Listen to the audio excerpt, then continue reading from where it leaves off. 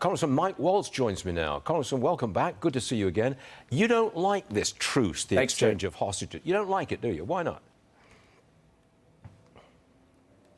Well, Stu, let's take a step back and look at the situation here. I mean, Hamas is presenting themselves as some type of humanitarian for releasing hostages that they brutally took in the first place.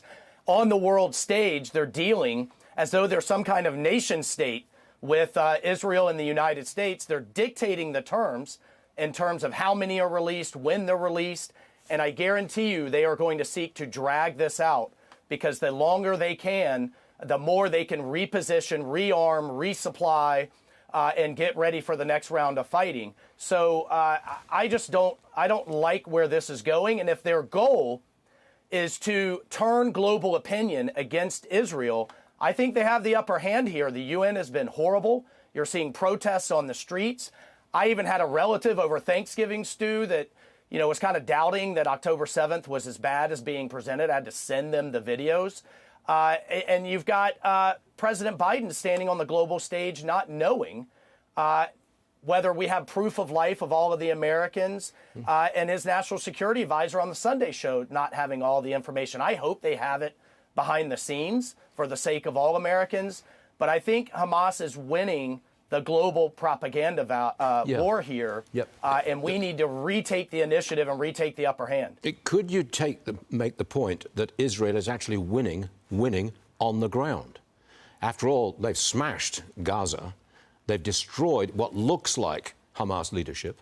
The war has not extended into northern Israel and Lebanon. It's not really extended into the West Bank. On the ground, militarily, the Israelis looking pretty good. Would you accept that?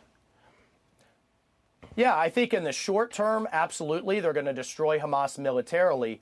But in the long run, as long as Iran is flush with cash, it'll be like mowing the grass, Stu. And we have to reverse our Iran policy and dry up Iran's coffers. Otherwise, they're going to continue to rearm and resupply. Your colleague in Congress, Mike Turner, says additional aid to Israel and Ukraine unlikely to happen before the new year. Watch this, please. Roll tape. It would be very difficult to get it done by the end of the year. And the impediment currently is the White House policy on the southern border. The White House in this package, including it as a national security package, recognizing that the southern border is a threat, put in funding, but it's going to need policy changes. Congress is going to require that there be laws changed to make certain that the border returns to its prior state, perhaps remain in Mexico, other types of provisions that would secure the southern border. Congressman Turner implies that you can actually force some border change policies. Can you do that? Well, I think that's the leverage we have is the power of the purse, Stu. And I can't go back to my constituents. Look, they understand that we have to stop Putin. They understand that we need to slow down the march of China and that we need to support Israel. But this is about priorities. And as long as we have 2 million people a year that we know of, and then another million at least of gotaways pouring over our southern border, the FBI director is ringing the alarm bells.